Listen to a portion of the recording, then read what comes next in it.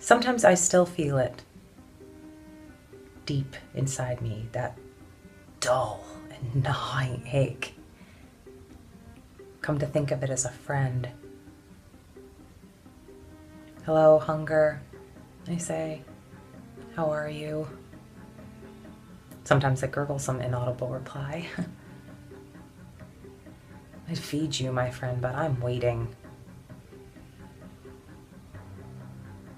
Hunger is an open wound. It is a weed in your garden. It is a red wine stain on white linen.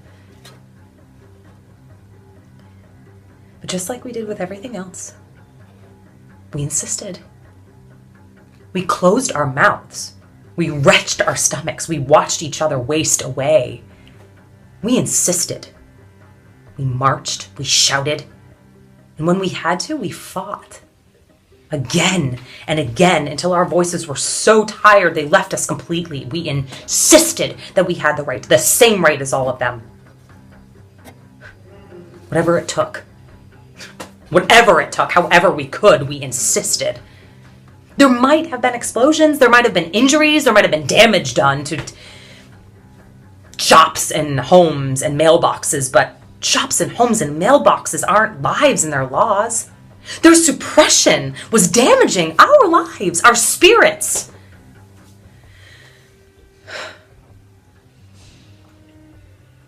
I remember the first time I saw Inez dressed all in white. She was on top of a horse, leading us down Pennsylvania Avenue. I'd seen her 100 times before, 1,000, but never like this. Never all in white. It was like seeing our spirits return. All of them just rising up to lead us past the jeers to come, the rocks to be slung and the beatings.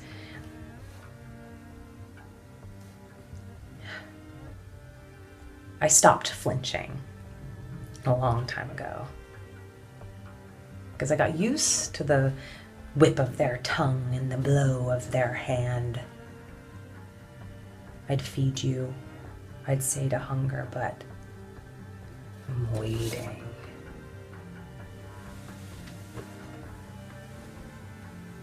There was a night in Occoquan. So many now that they've blurred all together, but there was one night so filled with screams that my ears still ring. They'd finally made us silent sentinels sing. And I had to listen while they saved me for last. And I always wondered if they somehow knew I'd survive. After all, I'd survived so many times before. Lucy Burns was black and blue all over before they left her chained to her cell, forced her to watch as they bashed poor Doris' pretty head in. And then there was Alice Koshu, her big heart, that giant muscle, had managed to make it stop beating. And then there was Inez, the one who made our spirits soar over Pennsylvania Avenue. Oh, they drenched her in crimson. And then they came for me.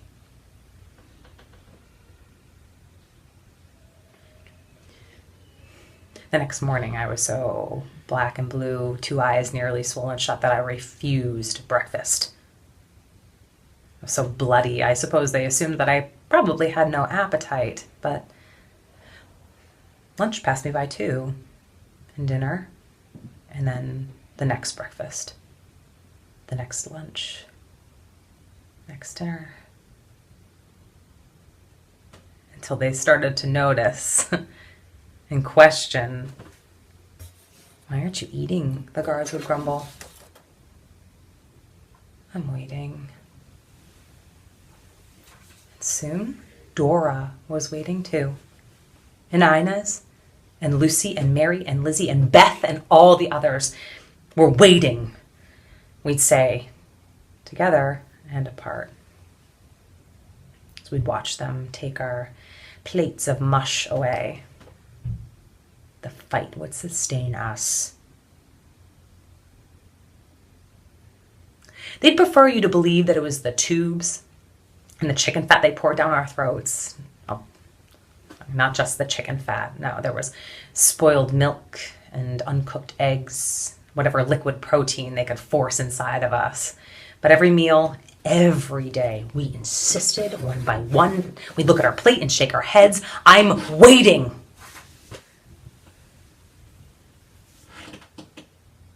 The men got off on using their nightsticks or hosing us down with the water they turned up strong as they could make it. Hard to believe the same thing that baptizes you can also welt you, but it's true. The women, though, the ones who looked like us, sounded like us, perfectly content, hiding in their shells away from the world, from their responsibilities, from their own voices. They were the ones who seemed to enjoy it the most. Perhaps that was how they learned to suppress their own anger and quiet the voice of their desire. Maybe it was just the disgust with our expectations. Whatever the reason, their wicked smiles left an imprint. Except for one. The woman who held me down as the doctor forced God knows what down my throat. She had green eyes and a splatter of freckles across her cheeks. Just 2 dark rings underneath her evergreen eyes. She pleaded with me as the doctor prepared the torture. For your children's sake, Miss Paul. But I didn't have any. And for your husband's? But I wasn't married. Then what about you? But I just shook my head.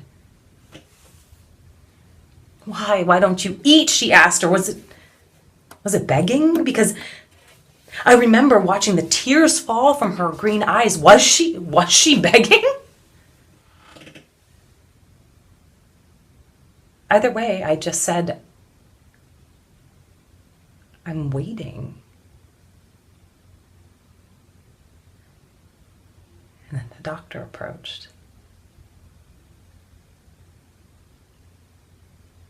Whenever I feel it, that dull and gnawing ache, whenever my old friend hunger comes to say, hello, converse, I'm reminded to look at the time, and the date, and the headlines.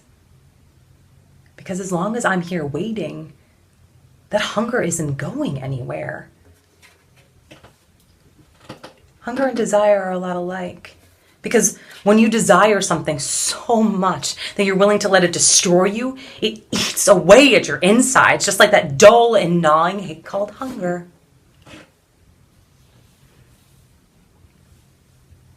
Hello, I say.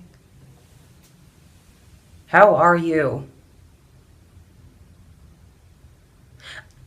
I imagine from across the room my hunger, dressed all in white, straddling an enormous horse. I'm hungry, she tells me. It feeds you, my friend, but I'm waiting. For what? She asks. For a million things. But what if you could only pick one, Alice?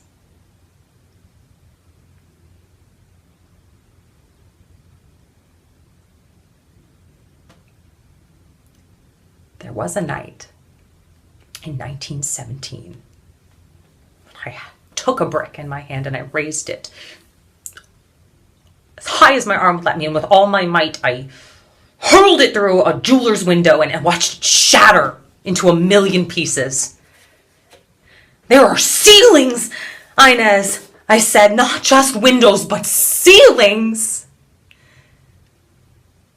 And my hunger just gurgles some inaudible reply as Pennsylvania Avenue becomes a hazy mist.